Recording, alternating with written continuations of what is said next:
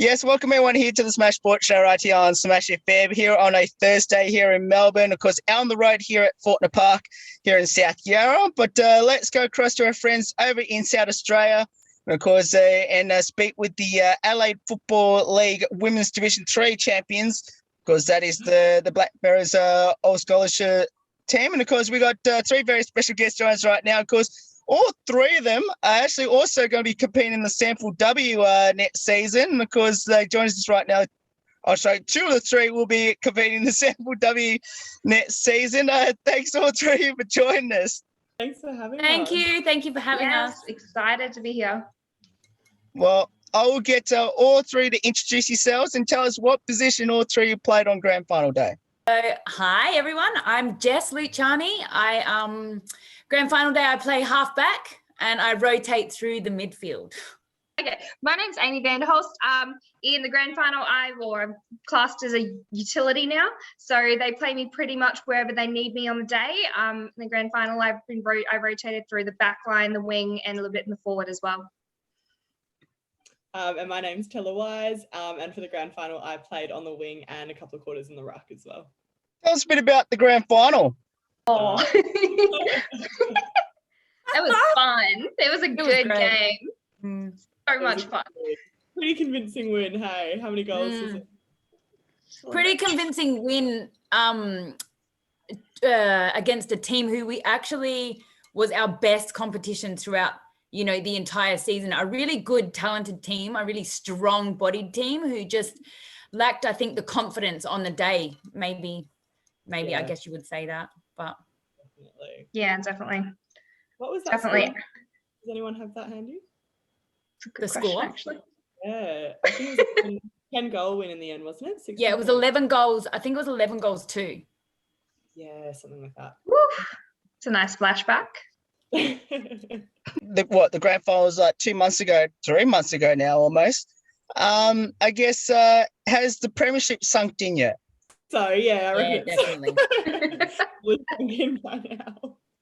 I think that weekend celebrations pretty well sunk it in for us, but I think that we haven't really had a chance, I suppose, to all celebrate together, because a lot of the girls have done really well and gone off and done trials for Sandful and everything like that. So that's really exciting, but I think it's definitely hit us. Yeah. Definitely. I mean, next week we start our pre-season now for next season, so we're looking onto the next year already. So, yeah. Talk a bit about what was the message at three-quarter time, because the score at three-quarter time was 33-8 at three-quarter time. Now, your team scored 6 unanswered in the last quarter to win by 61 points. For anyone playing at home, it was 69-8. Tell us a bit about the last quarter. I think that we really put the pressure on and we just wanted to drive it forward. We could see that they were you could see that they were getting really, really worried, and we just honestly played on that and just pushed forward as hard as we could. It was really special too, because that last quarter we were kicking towards, I don't know if you've probably never been to Kenilworth Oval, being based in Melbourne, but there's this hill behind the goals. And for that last quarter, all of our supporters of the club, so all our 3 men's teams, a lot of the family that we had out to support us, all sat up on that hill towards the goals that we were kicking. And we had one tap out, I remember it was straight to a mid, it might have even been Jess, and that was a really quick clearance, a really easy goal within maybe the first minute of that fourth quarter. And from there, like seeing all of the club get around us and cheer us on, it was just bang, bang, bang, bang, 5 after that. So Fired everyone up. Yeah, fired us up, yeah. And that third quarter message, I think, from the coach was mostly just think back at how far you've come. Like this year, you've had an undefeated season. You don't really deserve anything, but you've worked really hard for it. So go and earn that win. Like you just do it for yourselves, and yeah, gave us that fire to finish it off. Tell us a bit about Letitia Ackland and Georgia Mee's game. Ooh. Fire. Yeah, unreal. I think definitely Tish turned it on that day. There was no faults in her game, I guess you could say. Yeah, she shone that game. I guess that's the word you would use. And G played with confidence. When G plays with confidence, it's something else. And again, she shines bright too. So How good was it when the final siren went and you won by 61 points? I was crying before the game was even over. There's photos that tears running before the game was even over. It was so good. It was a good feeling, yeah. Yeah. I come from a club who I think in the 2 years that I'd played, we'd won 2 games ever. So to go through a season, that's Tanisha and myself had come from the same club, a few of us actually. We moved over, but for us, instantly we just looked at each other across the field crying, and it's something special. Like a lot of people have told me along the way, oh, you never know footy until you win a premiership, and I understand that now. So Aww. That's sweet. Now, who got to hold the Premiership Cup first? Oh, I did actually. I got to collect that one. So how good was it to hold the Premiership Cup before your whole team swarmed onto you?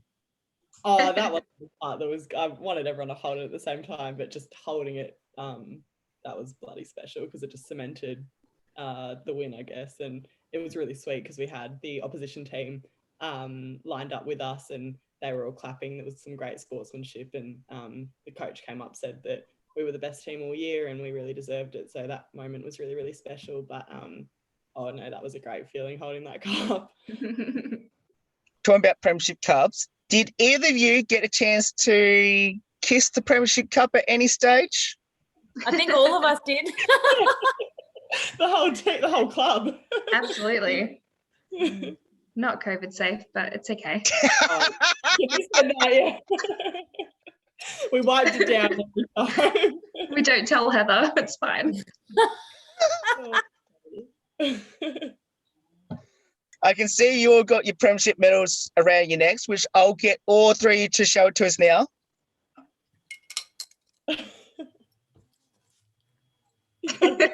There it is. So the question I want to ask all 3 is, how long did you wear your Premiership medals around your necks for, and did any of you sleep with it?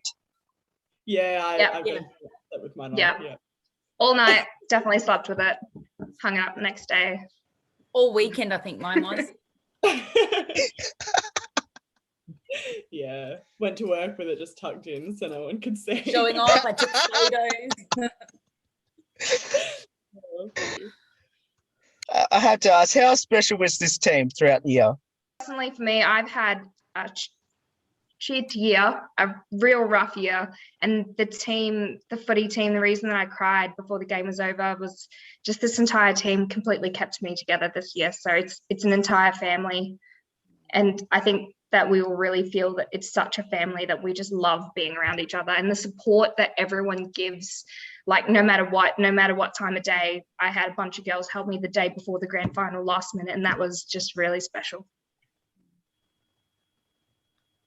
I would agree with that. Oh, you're so hard. We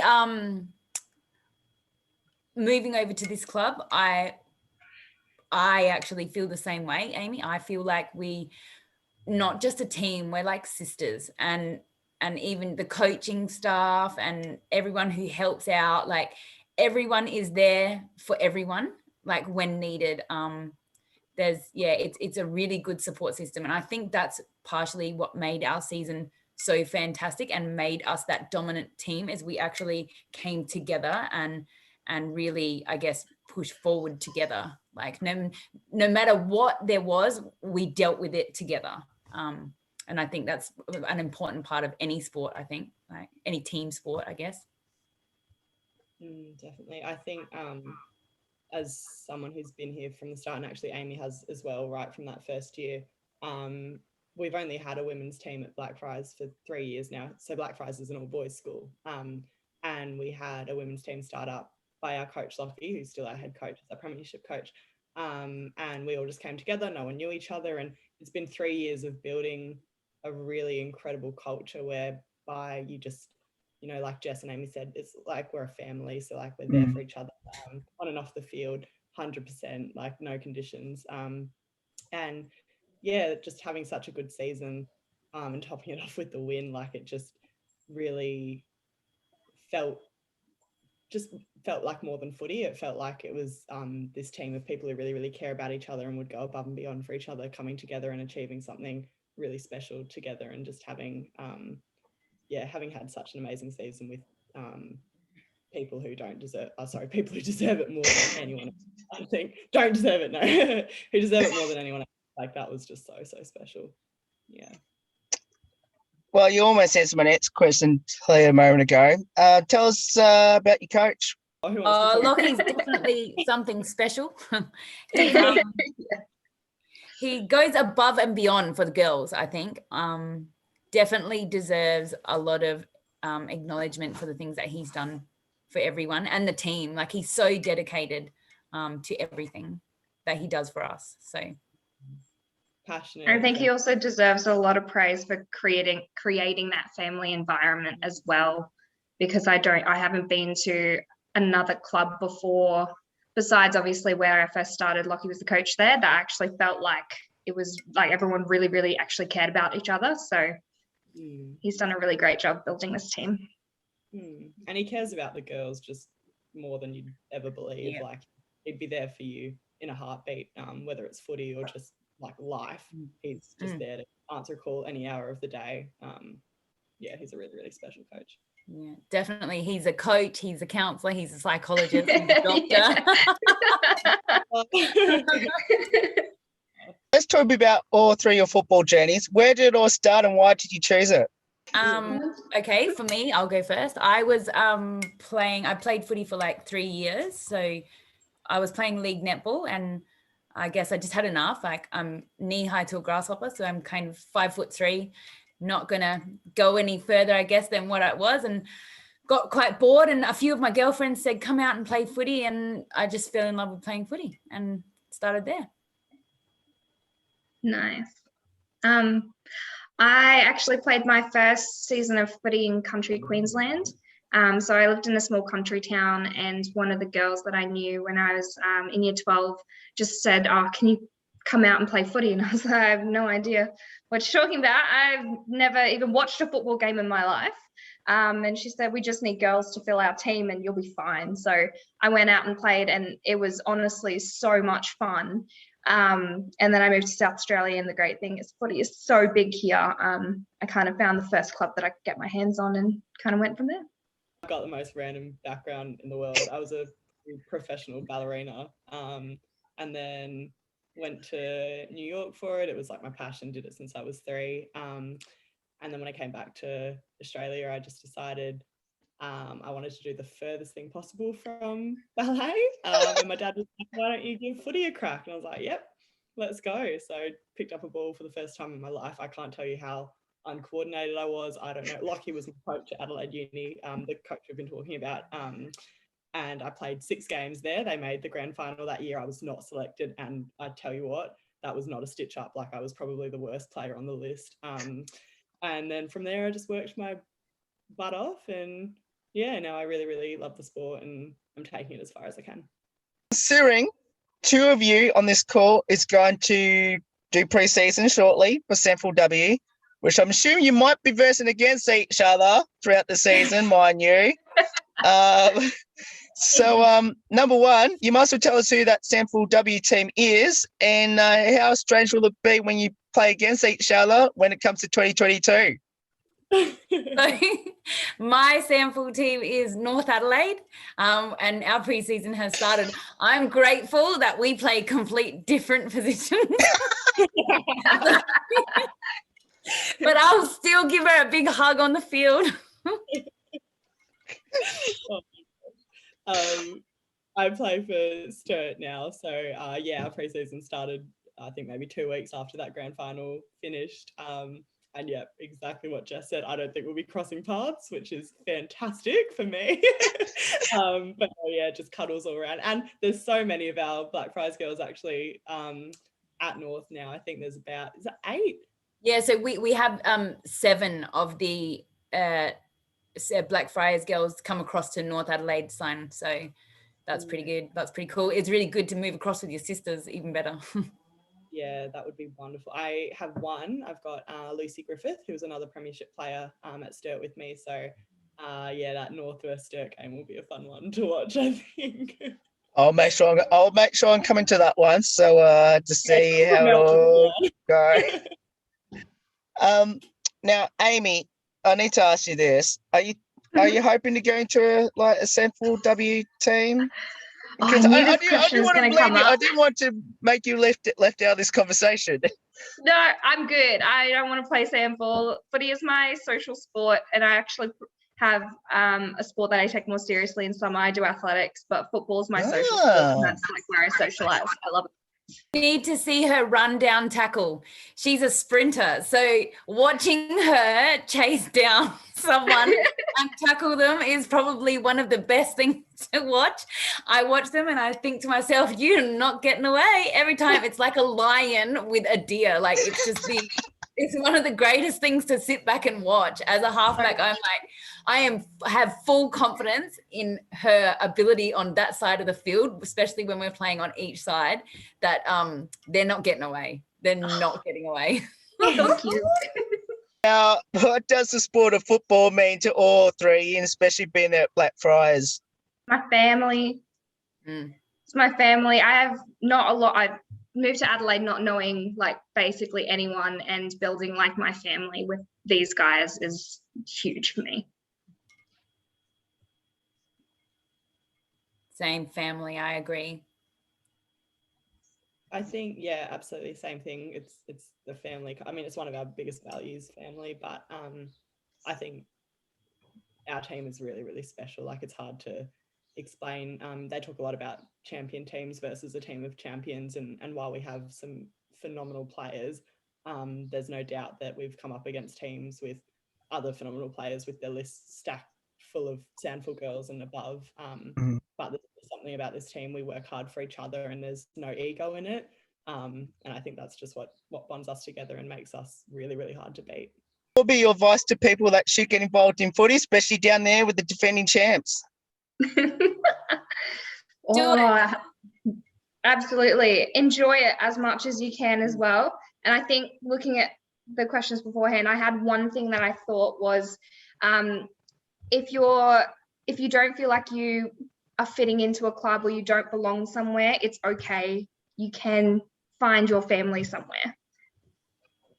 It's kind of how we all found our family. You mentioned right at the start what position you all play on the field. If you had a preferred position, we'd love to convince the coaches to put you next season. Where would that be? I loved playing halfback this year. It's the first time I've ever played a defensive position, and I love it. I'd love to stay there. Yeah, we'd love to keep you there, I'll tell you what. In another lifetime, I would love to be in the forward. My preferred position is halfback. I love halfback. I feel like it's my thing. I was born to play halfback. They love to rotate me through the middle as much as I resist. But I'd definitely say halfback is my preferred position. Oh my God, I want to see you as a forward now. I feel like we got to give you a crack. Yeah. Just see what happens. That'd be fun. Oh, why not? Oh God, I don't know. I've actually played every single position on the field in this team. I'm a little bit like Amy. I kind of just get chucked everywhere. And when I play ruck, I'm undersized. I'm well undersized. We have Georgia Mee, who you mentioned earlier, who's our starting ruck, and she's phenomenal. But oh gosh, I do like the wing for the space, but I'd probably say my preferred position would be ruck when I'm on, because I love jumping. I love the hops. So yeah. Now, let's finish off with a couple light-hearted questions about your teammates. Firstly, who had the most embarrassing moments on the field this season, and what was it? Me with my adductors.